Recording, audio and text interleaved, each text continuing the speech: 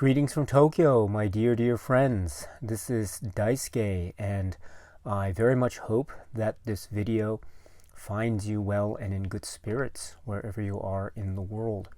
I must thank you once again for asking questions for these Q&A videos and for expressing an interest in who I am and what I am about. So I'm very much appreciative of that, my dear friends. Thank you so much. I'm very flattered. And so just to continue, I'd like to I'd like to answer more questions that you have posed. And so this is the Q&A video part 4.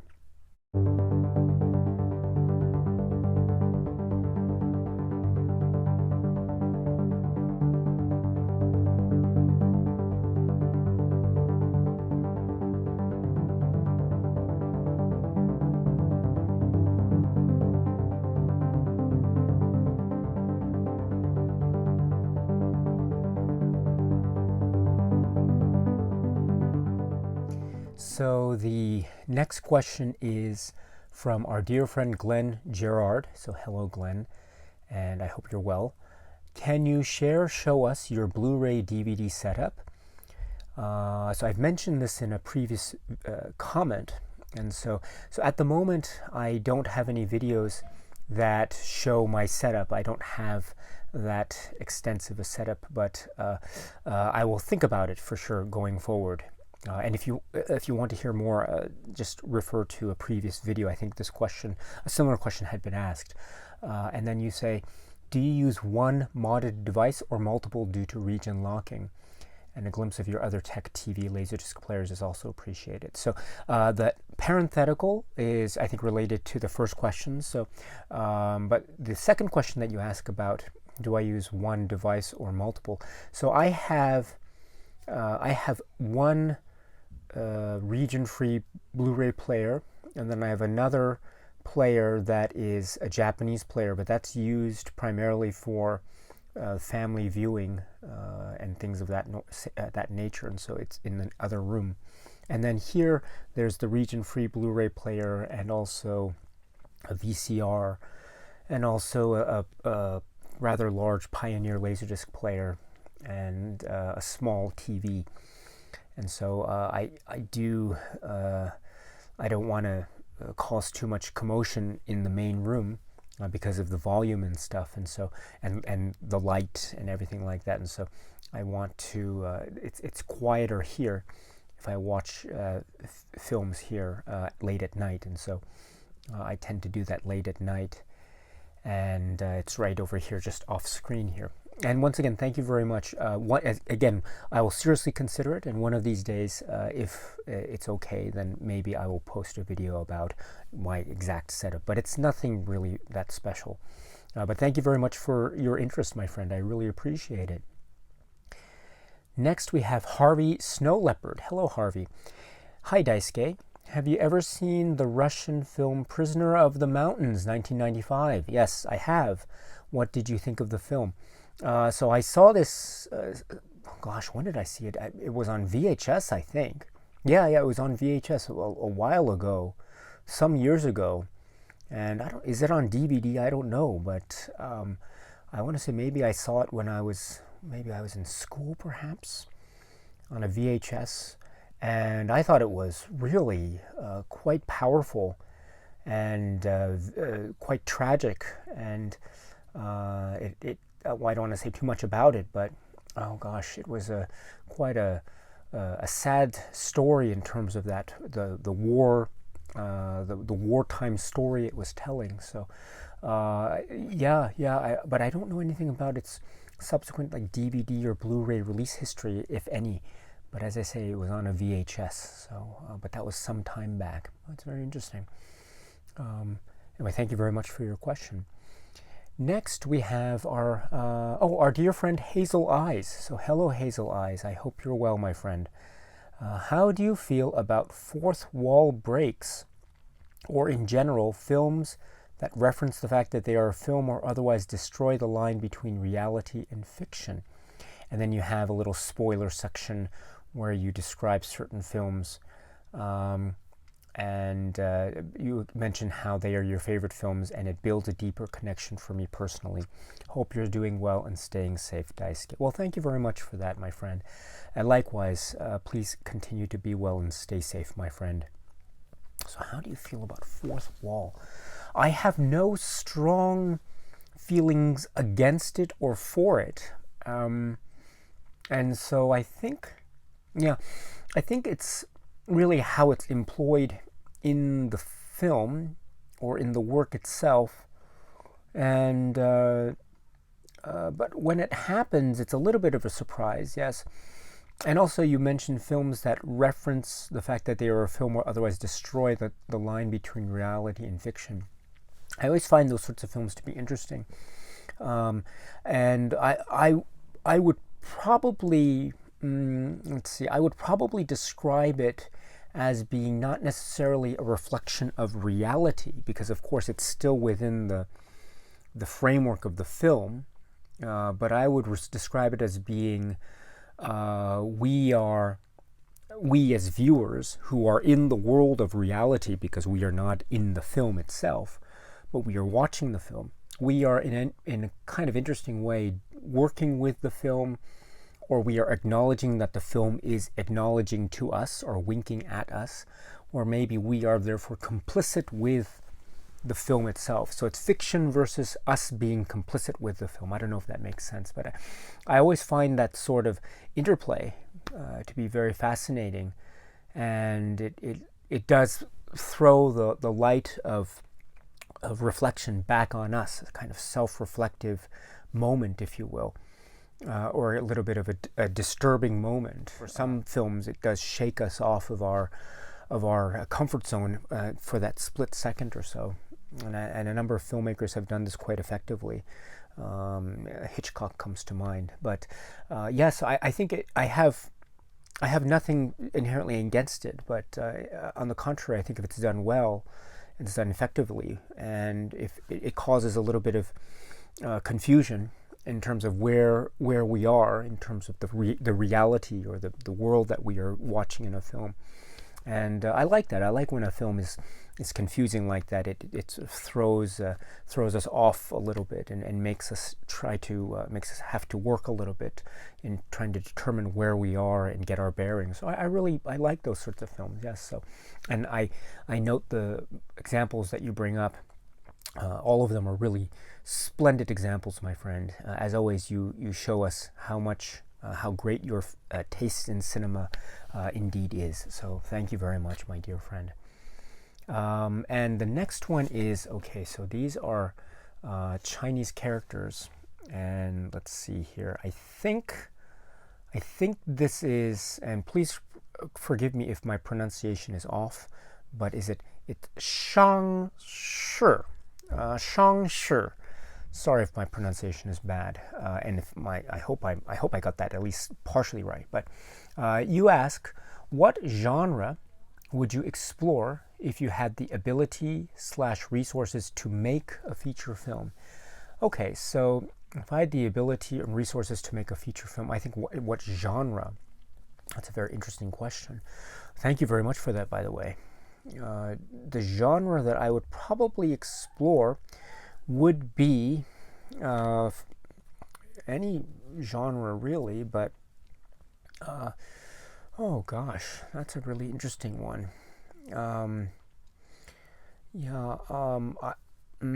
Very interesting. I was always fascinated with making a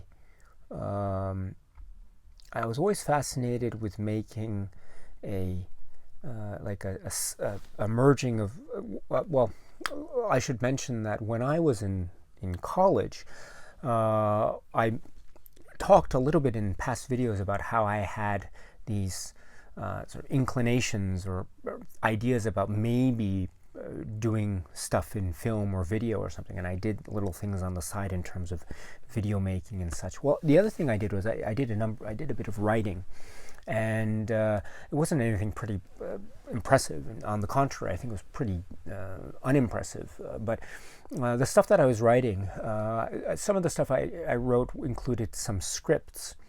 But the scripts that I wrote weren't feature film scripts per se, but they were just these little avenues of creativity that I was trying to explore at the time. And so it was all kind of these maybe absurdist scenarios that I was setting up. And one such scenario that I tried to put together was trying to do a spy film, like a James Bond spy film or something, and then merge it with another genre, which is the kaiju, or the tokusatsu genre. And so I thought it would be interesting to merge the two. We, of course, have seen kaiju films that have a spy thriller element to them. You know, Toho films, among them, they have those sorts of films. The Godzilla films in the Showa era, for example, they have that spy element. But I always thought it would be interesting to have the spy become giant or something like that, and to do something. It was kind of an odd idea, but I bring it up because I thought, oh, it'd be nice to do either a kaiju film or a spy film, or something like that, or also maybe just I always also like to do. I always want to do a romantic comedy as well. I always find those very fascinating. You know, one of the films that I was really taken with. I don't know if you've seen the film. There are many romantic comedies, but the one that always got me was Notting Hill. You know the film Notting Hill with Hugh Grant and what's her name? Julia Roberts. Julia Roberts was there, and I always found that to be such a that really moved me a lot, and I always wanted to make a film in an attempt to try to do something that could be somewhat moving, and I do like that kind of Richard Curtis type of film. That's like Love Actually also comes to mind. I really like that. There are some parts of it I think are a little bit interesting, but for the most part, I really like that film. But Notting Hill for me was such a fun and moving film, and I liked the way it progressed. And it's very clever in a lot of places. So I just thought, oh, it'd be nice to make a romantic comedy one of these days if I ever had the resources or the ability. But I have neither, unfortunately. But I support anyone who does and who endeavors to do so, my friends. So anyway, thank you very much. And I hope I got the pronunciation of your name correct. And if not, please forgive me. It was not my intention. But thank you very much. I hope it's Shang. Sure. Anyway, thank you very much, my friend. Best regards. Next, we have our dear friend, Evan Moski. Hello, Evan. It's nice to be able to talk with you again. I know we've talked quite a number of times, I think, over the past few weeks or months. So it's nice to be able to talk to you again. Thank you. And you ask, what movies would you like most to see added to the Criterion Collection? So I actually... around the time that this channel first was established or started, where I began to upload videos, I did actually do a number of videos where I was talking about what films I'd like to see in the Criterion Collection. And it was an interesting conceit of a video, I thought. And I haven't done those recently, but I did do those a while back. And I forget exactly what I mentioned. I really should go back and check, but I think I might have mentioned films like Hou Xiaoxian's A City of Sadness. I mean, that film deserves to have a proper release, a really deluxe Blu-ray release or something. And I'm not sure if it's out yet, but I do have a Japanese DVD of it. It doesn't have English subtitles, but I do have that. But it really deserves, if it hasn't already, a great Blu-ray release, and I think Criterion would be a splendid place for that to happen. And also, I would mention the Edward Yang works of Confusion and Mahjong. Now, as we know, there are a number of Edward Yang films in the Criterion Collection already. We have, of course, A Brighter Summer Day and EE, and also in the second World Cinema Project box set. It's the second one, right? Number 2, yes. It's the film Taipei Story. And so, of course, it would be great to see other films by Edward Yang. That Day on the Beach, of course, Terrorizers. Oh gosh, it would be great if Criterion released Terrorizers. If you haven't seen Terrorizers, please do so. I think that's one of his greatest works, and it's short too, relatively speaking. It's not 4 hours or 5 hours or anything. It's relatively speaking a sort of standard length, and I think it's available. I think someone said it's available through some streaming service in North America. You can also get a really good Blu-ray of it from Asia, but I have the Japanese Blu-ray of it, and the Japanese Blu-ray that I have doesn't have English subtitles, so just keep that in mind. But it is such a great film, and oh gosh, there are already some pretty good releases out there already, but it would be great to see more Edward Yang films, and That Day on the Beach, if that came, oh, that would be great. Or Terrorizers, oh, that would be so great. And the two in particular that I think are very important are A Confucian Confusion and Mahjong. Those two are very difficult, if not at the moment impossible, to find and watch. In particular, Mahjong. Mahjong is very difficult to get one's hands on, and I think that's the film where I haven't met or I've been asked a lot about that. How did you see this film, etc. And so this is actually one of the most difficult films to see. A Confusion too, but in particular Mahjong. And I was very fortunate to be able to get my hands on the Japanese DVDs of both A Confusion and Mahjong. They don't have English subtitles. The quality of the picture is good. It's not great, but it's good. But I was able to watch those two films through that process. Those DVDs are now out of print, and they're very difficult to get even here in Japan. But I managed to obtain them, and so. But I think those two films in particular really are screaming out for some kind of deluxe treatment, hopefully Criterion deluxe treatment. And if so, it would be so wonderful to see more people watch those films by Edward Yang.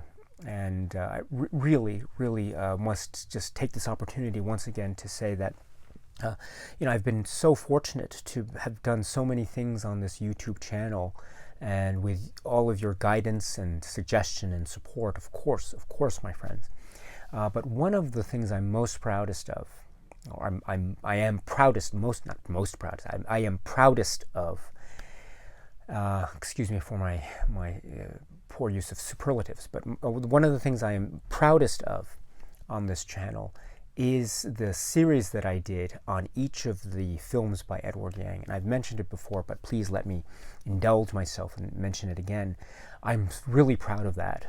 And I talked about A Brighter Summer Day, and I talked about EE, and I talked about Taipei Story, That Day on the Beach. Terrorizers I talked about. I love that film so much. Again, if you haven't seen Terrorizers, you've got to check it out.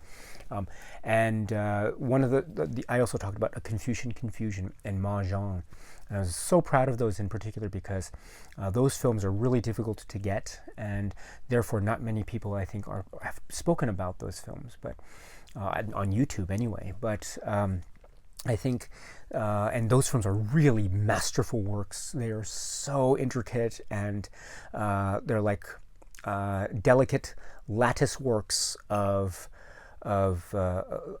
they're like these lattice work designs that are so intricate, and they're made by supreme architects of cinema, Edward Yang and company, and everything that we love about Edward Yang films, it's all in those films.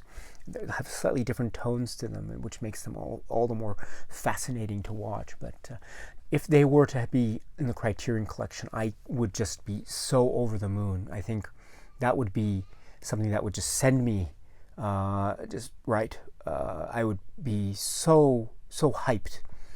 I wouldn't be able to contain my excitement were that ever to happen. But and of course there are more titles I could mention. Of course, I suppose many more. But I think in my immediate thinking, those films come to mind right here. Of course, if you were to ask me tomorrow, maybe I might have different answers for you. But that's what I would say now as examples, of course. Maybe I should make another one of those videos again pretty soon. But what films I'd like to see in the Criterion Collection, updated for 2020. Let me know if you're interested in that. But anyway, Evan, thank you very much for your great question, and I hope you're well. Let's see. Next, we have Juan Martinez. Hello, Juan. And I have seen your video where you explain your approach to collecting Criterion movies. But what would you recommend to us who want to begin to collect Criterion, Eureka, etc.? What things have you done wrong that you would warn us about? Collecting can be a very dangerous thing for the wallet and for the family. Okay, that's a very interesting, quite a complicated question, actually. I love it for it, but let me say that I would say that for me, and this is again for me, I think it is if people want to start collecting like Criterion or Eureka or other labels, I think that's a fine endeavor to engage in. So just remember, I would say for me personally, there are two things one should keep in mind. The first thing is always work within your budget. There is no need to have to overspend.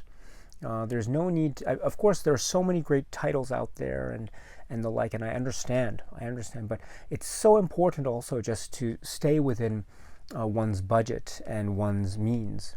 And if that means just having, let's say, one Blu-ray, I think that's great.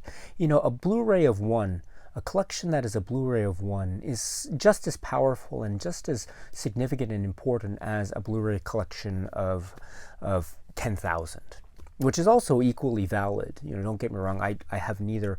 I don't think that either approach is better than the other, but I would like to say also that even for quote-unquote smaller collections, there is so much value in that. And the reason is because a film is designed, I think, to be seen as many times as possible. Of course, it depends on the content, your frame of mind, etc. But films are designed to be seen many times as possible. And physical media is essentially designed for one to be able to see a film as many times as possible. And so even if one had just one film, if one is just focusing in on that film and just watching every little aspect of that film, I find that approach so fascinating, which is my way of saying that even a small collection is a collection that is filled with so many diamonds and so many beautiful, lovely things. I'm reminded of one of my favorite Alfred Hitchcock films is the film Rebecca. And in that film, it happens very early, maybe within the first 5 or 10 minutes or so. The Laurence Olivier character and the Joan Fontaine character meet, and Joan Fontaine's character is talking about her father, and describing her father. And her father was, according to her, he was a painter. And Laurence Olivier's character asks, "Oh, what did he paint?" And Joan Fontaine's character responds, "Oh, he painted a tree." And she then describes, he just had one tree and just painted it over and over and over again. And then she describes her father's philosophy to painting, which is that he had a theory, which was that if you and I'm paraphrasing what he said. She said that he had a theory, which was that if you find something that you like, you should stick with it. And that's what he did. He just stuck with the same tree that he liked, and he painted it over and over and over again. And I know that's an anecdote that's isolated within the confines of a narrative fiction film. I understand that. But I always found that story to be so tender and lovely, because it can be applied to so many things. And I think it also can be applied to one's physical media collection, which is my way of saying that don't worry about a collection that is small. A small collection is still big and grand. And so just be proud of your collection, even if it's a collection of one. Because a collection of one is still a wonderful collection. It is always a wonderful collection. Also, other thing is always beware of used titles, in particular Criterion titles.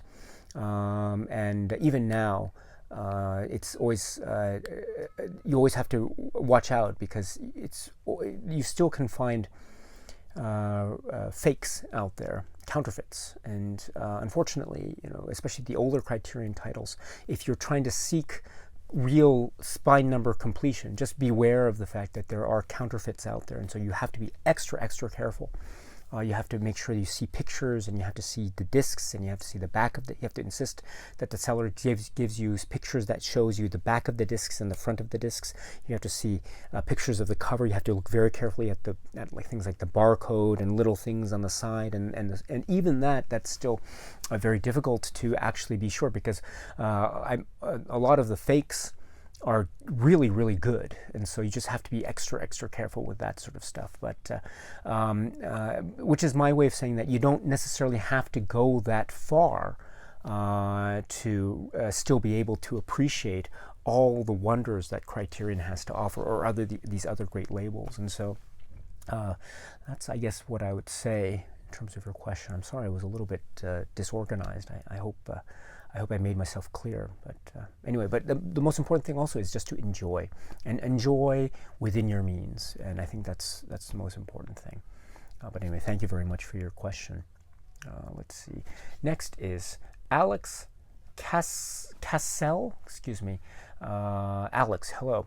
What is your favorite movie from your least favorite director? Oh, wow. And what is your least favorite movie from your favorite director? I don't usually, that's an interesting question. I don't usually have a ranking of my least favorite director or my favorite director.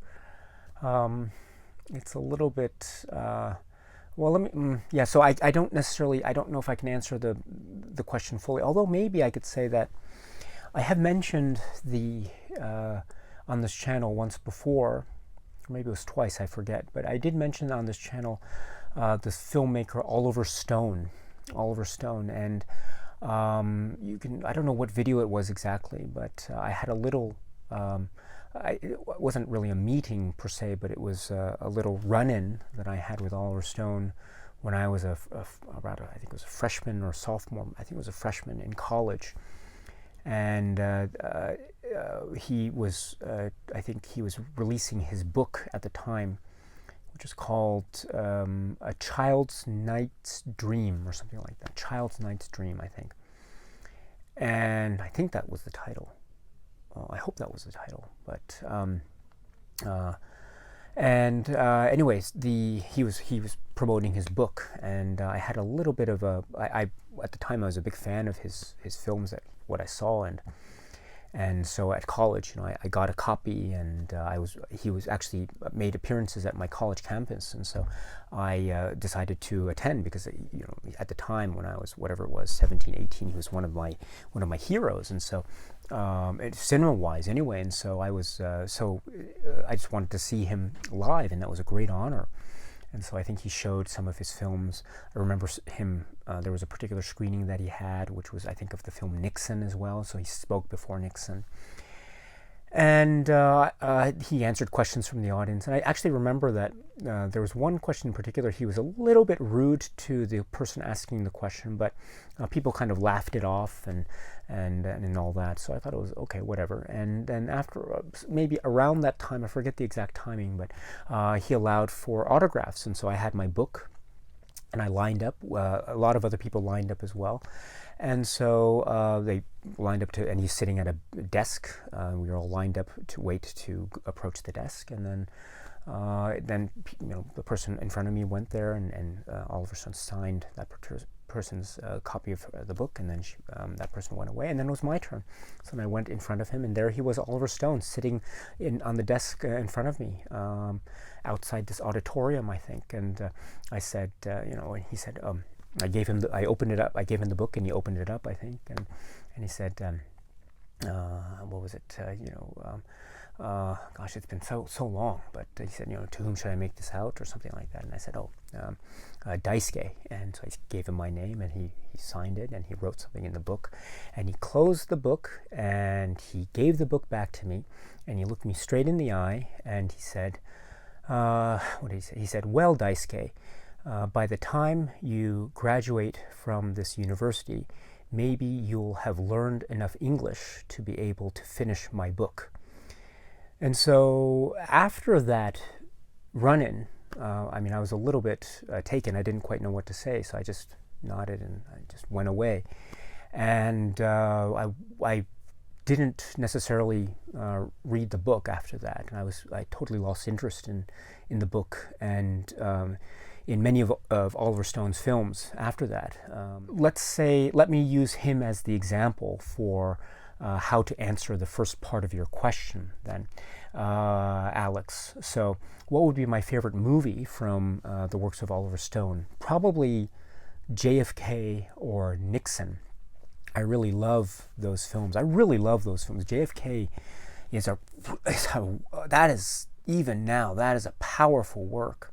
I must have seen that film so many times. Not the director's cut, but the theatrical cut. That was the one that I saw so many times when I was a teenager. And then later I became more familiar with the director's cut. But whatever the case may be, I think that is still a fantastic work. And no matter what I might feel about Oliver Stone personally, I still feel that that work, JFK, and Nixon too, that is a powerful work as well. I saw that in the theater actually with my mother when it was first released, and so that I still remember that screening, and it was so powerful. And Anthony Hopkins' performance, Joan Allen performance as well, just brilliant. Utterly brilliant stuff. And the editing was great, and the music was great, and everything just came together in such a splendid display. And so I can't take that away from the artist, Oliver Stone. So, and it also taught me an interesting lesson too, which was it's always important to be as realistic in terms of approaching a filmmaker versus approaching the filmmaker's work. And it taught me a very valuable lesson about that, which was, I think, what's the phrase, separating the art from the artist or something like that. I think it's a little bit more complicated than that, but this is actually a very important lesson that I think many people who watch films, I think it is probably a very useful lesson to learn. And so I'm glad I was able to experience it in that way when I was relatively young, I suppose. But and let's see, what is your least favorite movie from your favorite director? Okay, so my least favorite movie from my favorite director. This is also a pretty tricky question to answer. I guess the director I could use as one of my favorites would be maybe Dario Argento again. I've mentioned the film Giallo a number of times, and it's probably my least favorite film by Argento. And it even breaks my heart to even say that because I really love Argento. But I know that there are a lot of things about that film that are probably beyond his control, as I've mentioned in prior comments. So yes, this is a pretty difficult question, but thank you very much for asking it, Alex. I really appreciate it. Next is Whataburger Chocolate Chunk. And thank you very much for your question, which is, have you seen Madadayo, 1993? Yes, I have. I've seen it a number of times, and I have a DVD of it, and I've seen it, when was the last time I saw it? I saw it around, I want to say November, December of last year, actually, so rather recently. And there was no particular occasion for me to rewatch it at the time, except I was feeling in the mood to watch Madadayo. So that was really great. I also saw it when it was showing in a theater in New York, maybe about 10 or 15 years ago, I want to say, something like that. Maybe a little bit later, I forget. But yes, so I did see a screening of it in New York, and so I remember it being a very beautiful experience. And the theater was a kind of smallish theater in New York. I forget exactly where it was, but it was packed. It was an evening show, and it was packed. So I felt so happy about that.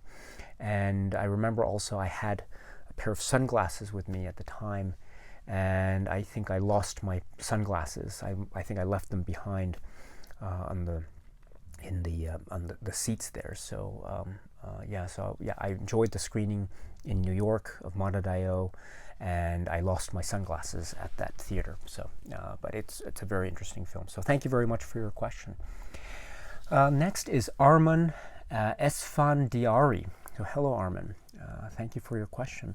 Are you working in the film industry, or have you ever had a desire to work in the industry and make films of your own? I've answered the question, this latter half of your question about if I've ever had the desire to make films. I did, but it wasn't that intense or serious for me to really seriously consider actually making a move in the profession. So, and with that I think answers the first part of your question, which is at the moment, no, I don't work in the film industry, and I've never worked in the film industry. My job has nothing to do with cinema. It has nothing to do with film criticism. It has nothing to do with film watching or anything like that. So all of the stuff that I do in terms of cinema, and that I'm very grateful of being able to share with a number of you through YouTube and otherwise. All this stuff is just stuff that I do, I guess, in my spare time. So, So I don't have any connections with the film industry or the film critics world or anything of that sort. But that's a great question. But thank you very much for asking it. And then here we go. Then we have Joel Jakobsson. And so, hello, Joel. How are you? What kind of music do you listen to? Do you have a favorite artist or band? So I think I've answered that question already. But thank you very much for the great question. And then, what kind of work do you do outside of YouTube? Okay.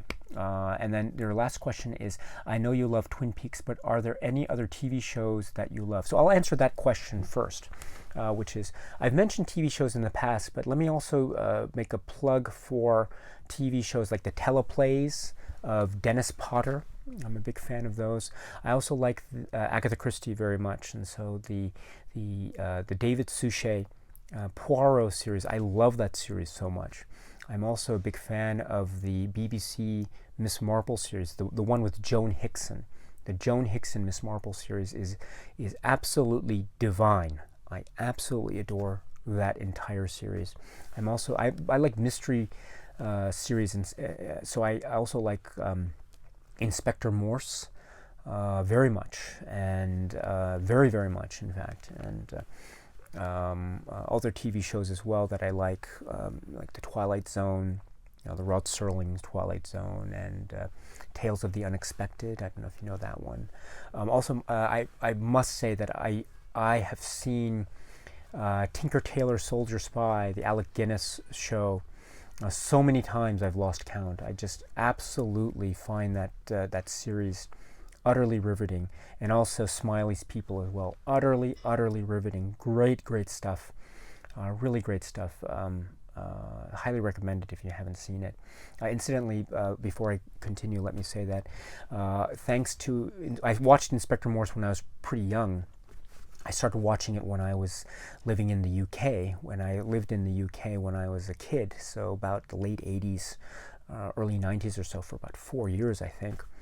And I was living there in the time of Margaret Thatcher and John Major. And I remember my family moved there around the time of Edwina Currie and the Salmonella egg crisis. And also Neighbours was their Home and Away, had not yet aired, had not yet debuted, but I arrived there when the Australian soap opera Neighbours was such that Kylie Minogue and Jason Donovan were still on it. Sylvester McCoy was the doctor on Doctor Who, and they still had things like Kinder Eggs and Dime Bars, and also I just found out recently from our dear friend Huss that they don't have Gatorade in the UK anymore, but they had Gatorade back then, I remember, and Walker's Crisps as well. I wonder if they have Walker's Crisps still. So what was I saying? I just lost my train of thought. What was I saying? Oh, yes. So Inspector Morse, yes. So I was around this age, in the late 80s or so. I must have been 8, 9, 10 or something like that. I forget exactly when, but I saw Inspector Morse and I fell in love with Poirot and Miss Marple, and I remember there was one episode that I saw of Inspector Morse. What was the episode called? It was called Masonic Mysteries. Yes, the Masonic Mysteries, and that has that features also Ian McDiarmid. For anyone who is a Star Wars fan, that stars Ian McDiarmid. And I remember that episode so well because it used the word, which was, I remember watching it as a kid, and I had no idea what was going on, so I went and looked it up, and it was really fascinating.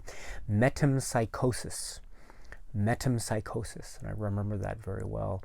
Also, Agatha Christie, I remember, I mentioned this before, but that was where I encountered the word tontine, as well as others. And while we're on the subject, I found that Hellbound Hellraiser 2, which is a horror film, through that film, I learned the meaning of the word evisceration, and so that was pretty interesting. But anyway, I'm just sorry about that. Yeah, so that was your question about TV shows. And then your other question is, what kind of work do you do outside of YouTube? Okay, so this has been asked a number of times. So my job, what do I do? So as I say, I don't work in any capacity related to film or cinema, film criticism or cinema or anything like that at all. I work I'm an attorney. I work as an attorney here, and so I'm in the legal field, and so, but my work has absolutely nothing to do with cinema. So this cinema and YouTube thing is pretty much what I do, again, in my spare time. And I suppose my line of work does involve a number of if there are any questions about my job, if anyone has any specific questions, I must say now that I'm not going to be, I can't answer any questions of a legal matter, because that's not the purpose of this YouTube channel. And so, so if anyone's asking for advice or something, it's completely inappropriate for me to even say anything like that. So I won't be answering any of those questions. Just to let you know. Again, it's not meant to be rude or anything like that, but this is also just my way of just sharing a little bit of myself. And so I guess what I could say, though, is that my line of work is such that now I am exposed to a lot of, let's say, reading and contract work, and so I understand in a general sense the way in which intellectual property rights operate under contract. And so this can come in handy when one is talking about intellectual property rights in relation to, does Criterion have the rights to release this or that? It's all governed by intellectual property rights and governed by contract. And so whatever is in the contract and whatever the parties agree to in terms of royalties that are to be paid to the licensor from the licensee royalties, etc. A Criterion would be the licensee in that particular instance. And so whatever is the contract terms between the licensee and the licensor, and that's what would govern what the rights are for Criterion. And so there could be, I'm completely speculating here, but there are contracts that could say Criterion only has the rights to streaming services, to show the film through streaming services in a finite set of time. We call that the effective term. And so all that is possible. Or maybe the license grant has to do with the right to for Criterion to release a film on Blu-ray only, not on DVD. Or maybe it's Blu-ray and DVD. Or maybe it's Blu-ray, DVD, and streaming. We don't know. So all this has to do with quirks of contract and the like. And so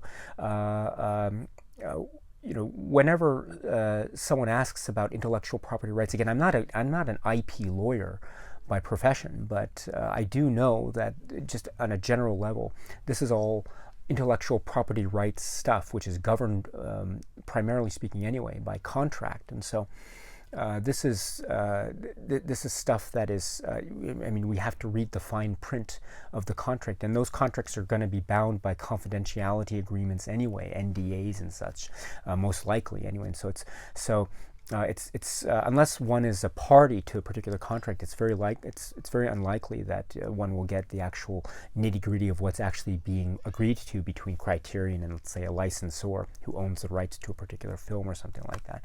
So all we can do is speculate, but it is, please note that these sorts of issues are relevant to contract. And so I suppose my line of work, again, I'm not an IP lawyer by profession, but I suppose my line of work kind of helps me out a little bit in terms of trying to get a better grasp as to what actually is going on with those sorts of things. Again, on a purely speculative basis, of course. But also more generally, I'd like to say that I think this particular line of work that I'm in has really enabled me to try to use, I mean, I have to be very careful with my language, and I should be also very clear, you know, my line of work also involves English. It involves Japanese, but it also involves English. And so I have to be very careful with how I phrase things and how I word things and how I write things. And so I think that maybe is a lot of people have been very complimentary over many years or so, saying, "Oh, I have good English" or something like that, and I'm very, very grateful for that. But I think part of it comes from the fact that I always try to be very careful. I guess I have to be careful with my choice of words whenever I am working, and so I think that habit that I have, or that quirk that I have, I suppose, depending on how you look at it, is carried over in these YouTube videos. And so that's probably part of it. And so, yeah, so there's that. Also, I should say that, I should also say that I find that it's been very helpful. This line of work has been quite helpful in terms of appreciation of cinema. And how, I mean, how is that? I mean, I don't mean in terms of appreciating law, like trial films or courtroom dramas or anything like that. Of course, part of it's there. I mean, I'm not a courtroom lawyer or anything like that. And I'm in no way a super expert in any particular field of law. Don't get me wrong, but I think the study of law. The study of laws also involves, in some form or another, the need to appreciate on a general level aspects of society, aspects about how governments work and how legislative bodies work and pass laws, and what exactly are they passing? What is the effect of that? Who has the jurisdiction within a particular agency or level of government or something like that? What are some of the laws being passed? What are the exceptions, etc.? What kind of field are they involved in, etc.? And it has also to do with economic issues. It has also to do with criminal penalty theory. It has also things to do with civil penalties and also constitutional rights, democratic societies, and things like that, and on and on and on. Of course, it's infinite in terms of the depth that one could go, and specialty fields one might be interested in terms of studying law. But my point is that, what was my point? Oh yeah, so my point is that I think actually that I'm very much I very much value the pursuit of film studies. I think film studies is very, very important in terms of studying cinema. But I also think that it's also equally as important to study things other than cinema in order to get a better appreciation of cinema. I really mean that. So, film studies. If anyone is saying to me, "Oh, I'm studying film," I think that's great. That's a wonderful academic field, and best of luck to you. If anyone else comes to me and saying, "Oh, I'm studying economics," but I'm also interested in film. I think there is no necessarily, there doesn't necessarily need to be any tension between those two. I think an understanding of economics and how economies work, I think really can help one to appreciate cinema more. And I don't just mean the way the machinations of money and the box office, although part of that's there as well. But I also mean the content of cinema, what it is we see, because a lot of the themes that we encounter in films, really good films, have a lot to do with how societies work and how economies work and history and these sorts of things. Of course, it has a lot to do with the artistic side, like music and literature, and the way in which things affect us. And believe me, I am very much supportive of that. I've always been a supporter of that and that sort of thing. But also, I think in equal measure, it's just as important to have a good, or at least a comfortable grasp on the world around us, studying things that have to do with our real lives and politics and history. And I think that is very, very important, especially if we want to try to get a better understanding of cinema. Because cinema is not hermetically sealed in the world of art. It's not necessarily, what's the phrase, left brain, right brain, I think. It's not just a wholly left brain exercise. It is something that can involve so many aspects. And I truly, truly believe this. People ask, why do I like cinema? And it's a deep question, but I think it's a fairly simple answer from my point of view, which is that it's a reflection of life. And if cinema is a reflection of life, therefore, and if life is so complicated, it involves so many things, then we understand, therefore, that the study of many different things and an appreciation of the society around us and other societies in the world, both past and present, I think can go such a long way to have one get a different appreciation or a deeper appreciation of a particular film. And I really, really believe that. And so is my particular profession perfectly equipped to solve those particular issues that confront me whenever I'm watching a piece of film? No, not at all. I'm the first to admit that I'm not the greatest lawyer that has ever lived. On the contrary, I'm a pretty subpar level in terms of my intellect, I think. But I have been exposed, or I have been given the opportunity, let me say that. I have been given the opportunities to study up on a number of different topics. And so I think part of that helps me also, therefore, to appreciate the world around me, and then also helps me to appreciate the films that I am watching. So that's to say that whenever I watch a film, I think it's always so important to get a good grasp. Or let me take a step back and say it again. I think it's very important to have a good understanding of the world around us, whatever that might be, whatever that world might be. And then once that understanding is in place, I think it's so enriching and rewarding to watch a piece of film, which is a reflection, hopefully, of that particular world that is around one. I also understand that cinema can also be a diversion. It can help to let us forget things in our life, and I think that is totally worthwhile, and I probably will try to talk about that if the question comes up in these later Q&A videos. But another aspect of film that I think is so important, which is what I'm explaining now, which is it's a reflection of life. It's a reflection of the human condition. And if life and the human condition are really complicated, then so can film be. And in that sense, I think having an understanding of the world around us, I think, is really, really important. I don't talk about politics on this channel. I avoid politics, but I am very interested in politics, and I like to read up on politics, not just the politics of Japan, but also the politics of other nations, in particular the United States. And so, but I never mention it because I don't think it's worth talking about here. There might be other particular places that I could talk about it, but I won't talk about it on this channel. If you ask me a question about it, I really apologize, but I won't be addressing any specific questions about that here on this channel anyway.